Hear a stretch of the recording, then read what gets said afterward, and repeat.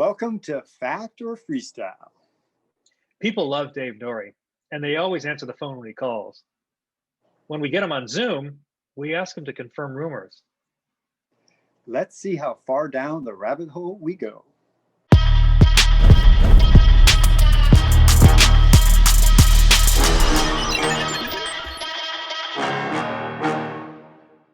So you don't have a Theragun thing though, a massage gun? I wanted to get one because actually someone because they had it at the athlete lounge area at the X Games, and I saw those and I was like, and I thought for sure I talked this guy into giving me one, and then he never showed up. And then I went to a Rancid show, and then Brendan Steinecker had one. The drummer, who is Troy Steinecker's brother. Did you guys know that? The drummer for Rancid is Troy Steinecker's brother, who I used to sponsor back in the day. Right. Cool. But he had one too, and then he called the guy he put it on me. I was like, dude, that's going to change my life. But then he called the guy and he said, yeah, I'll send it out to him, and then it never showed up again. So I'm gonna have to break down and probably buy one, but they're pretty expensive, aren't they? I just bought one while you were talking about this for $79 on Amazon. They're a huge price range, but Scott Powell would send me Theragun DMs 3-4 times a week, and I'm like, is this real or is this Scott Powell messing with me? So thank you, Dick Murphy. I forget there's another brand that's really good too. I think the difference is the attachments that it comes with. But so there's some different brands, but it definitely, it's a game changer, especially for the back. Like I said, behind the legs, and it's weird how all your muscles are connected together, like my shoulder, my elbow is hurting, and I'll massage my side, my elbow feels better. It's just weird. Yeah. But, So I use an anatomy app. And so when I have a muscle pain, I'll go and look at the layers of muscle to see, to trace it back. What are the adjacent groups? And I just dig my thumb in. I remember on one of the shows you brought up about how you're trying to stand how I'm apart. doing it. Yeah. Or stake your claim, I guess. Stake your claim. Yes, stake my claim. So there's a couple things. One, it's very, very hard to find new ground in Flatland now. And when you do find new ground, if it's really interesting ground, people will bite it. So Matthias Dandois has an incredible style. There's just so many dudes biting it. And so I didn't want that to happen. And so what I decided to do was find tricks that were extremely painful to learn, that you had to condition your body and do that. And then it became a deterrent. So I do a lot of no-handed stuff where I use my ankles to pinch, but it's just brutal on your ankles. But if I did it, I figured if I did it long enough, I could toughen up. And then I'm doing this no-handed stuff where I actually pinch the bars with my knees, and your fingers, these opposable digits, evolutionarily this works, but your knees were not meant for that. And so I just conditioned myself to the rug burn and just the muscle pain. And now I'm doing tricks that I think are pretty dope, but they're dangerous. And if you fall, it's a really gnarly fall, and it's very, very painful. But that's how I keep the natives away. I'm going to claim that too. Yeah, I was going to say, you and Matt are kind of in that same genre for sure. Where this is your time to do fact or freestyle exclusive. I'll start. How about I'll start? I'm going to think of one that I haven't shared a lot. We're in New York City. We're downtown Manhattan. Every time we're in New York City, this is a horror tour, we either got our bikes stolen from our van or we got our van broken into, because it said horror bicycles and accessories right on the side. So one time we were out riding our bikes, street riding, and we went back to go get something. And I was with Spike Jones, and we're riding down, and we see that there's a bunch of people, locals, circling the van, obviously looking like they want to scope it out, see what's in there, potentially break it in. And I'm just like freaking out. Like Spike and I are not like these big guys that are just going to start brawling. They're these people that are looking very sketchy. And I didn't know what to do. So then I thought about it and I thought, well, the only thing I can fall back on is my riding. So I literally just started busting out like the best routines that I could and just start doing all these tricks and band rolls and like peg spins, whatever I could come up with. And of course, it shifted the whole mood. Like everyone was just like, oh, check this out, calling their friends over.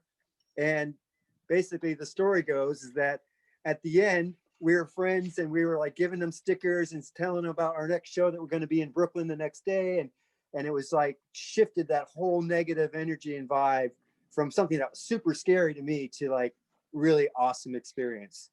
So that's kind of the idea that we're trying to get from you guys.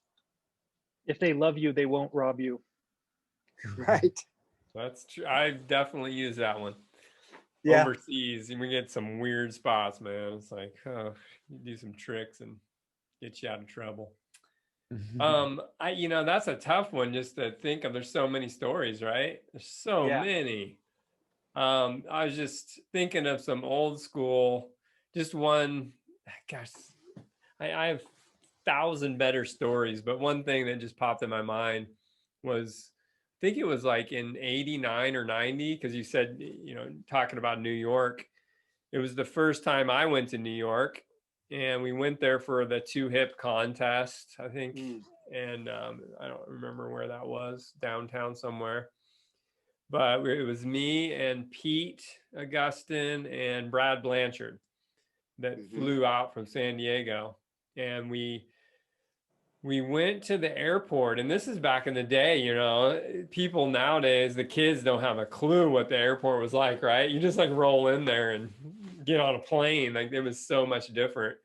But I remember Brad shows up with a cardboard, like a bicycle box that he got at the bike shop at the airport.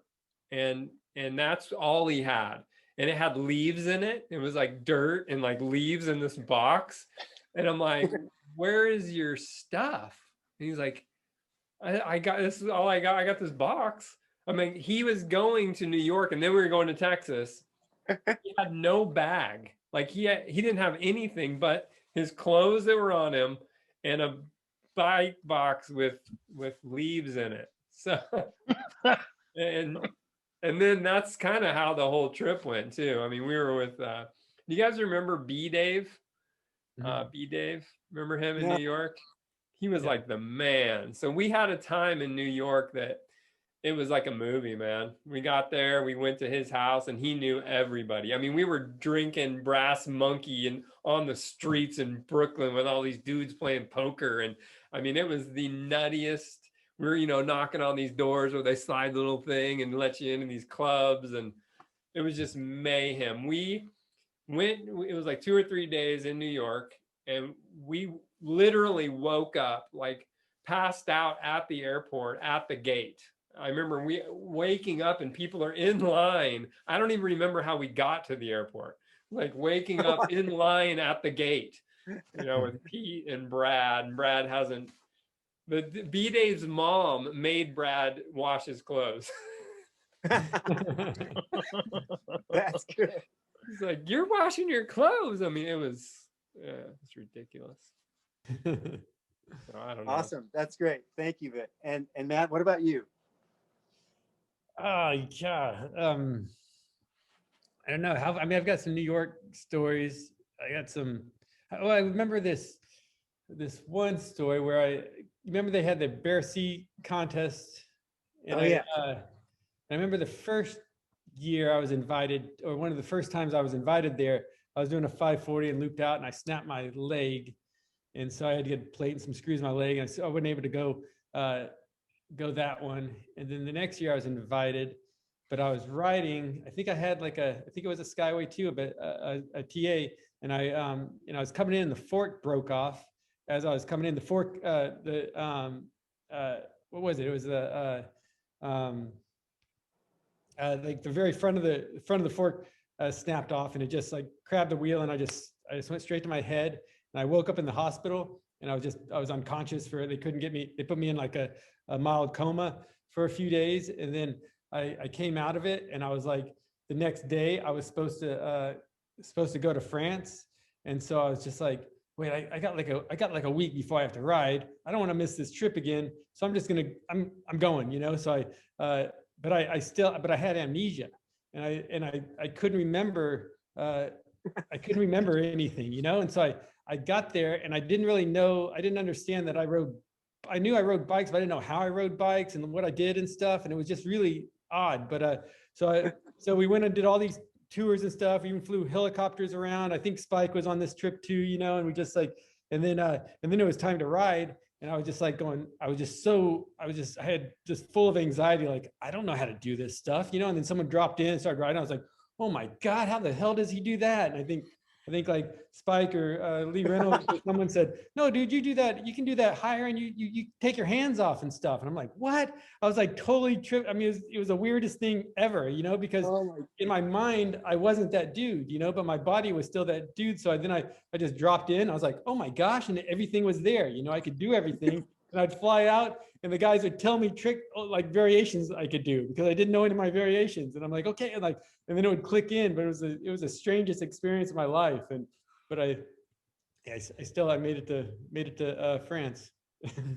Nice. No, a New York story would be like, I remember after the 2 hip contests, I think I won like $800, and we didn't have any place to stay. And so I slept on the streets, and Dennis found me and like stole my money. And then I thought someone stole all my money, and I was so bummed. And we were flying to someplace together we went to the airport, and he waited till got through security, got on the plane, and got to the destination. He's like, and he gave me my money back. And he's like, oh, I was just kidding. I took it when you were sleeping. No! Like, you're such an asshole. Oh my God. Because it was like $800. It was like you know, it was back in those days of the late, you know, the 2 hip contests. With that $800 you know, like that money better last you like a few months, because you weren't getting much else, you know. So it was, but there's tons of stories, man. It's crazy. It's so cool that you told that one, because so I heard that story at Woodward, and I came back and I told my crew, and we made a pact that if any of us got knocked out, we would lie to the other one about what he was doing so that he would learn that trick. And and Joe Woods, it was like some jam. We had a quarter pipe out, and he wrecked. He slammed hard. He didn't knock himself out. But the dudes ran up to him and said, "You were doing a 540." Like, we invoked that protocol immediately. Yeah, I know. I totally thought it was like we were there for like, I don't know, like a week or 10 days. So I thought for sure my memory was going to come back by that time. You know, it's like I never had a loss of memory that long, but I also never was put in mild coma, and like never had been out that long. But wow. Yeah, so it was a pretty crazy experience. But it's weird how you can have no memory, but your body is still, you know, it's like it still knows how to do everything. It was such a trip. So I think if someone did lie to you and you went to try that trick, you'd be like, that doesn't work. You know, it's like I don't think you could miraculously pull it off, you know, but maybe you could. Who knows? I don't know. Maybe how I learned most of my tricks. I don't know. There you go. I got knocked out of a lot, so. Thank you, guys. Yeah. Awesome to see you guys. Awesome to see you again, Vic. You too. Thanks for shredding. Yeah. Firing. What a life, man. Yeah. It's amazing. Yep. It gets better. It just keeps getting better. I think it was like when I was, you know, a kid, I was like, I'm gonna follow my heart and just, you know, even if it kills me, you know, like, because my heart was already where my heart wanted to go. It was like always so dangerous. People are like, why are you doing that? I was like, dude, I'm just gonna. In my mind, I was like, I'm just gonna commit to follow my heart, no matter what it does, even if it kills me. And then, and I'm still alive, so pretty stoked. Yeah, I got this sticker right here. It says, "My heart is an idiot." Yeah, see, my heart it's such an idiot, man. I mean, yeah. My heart beats definitely an idiot, but it likes to have fun.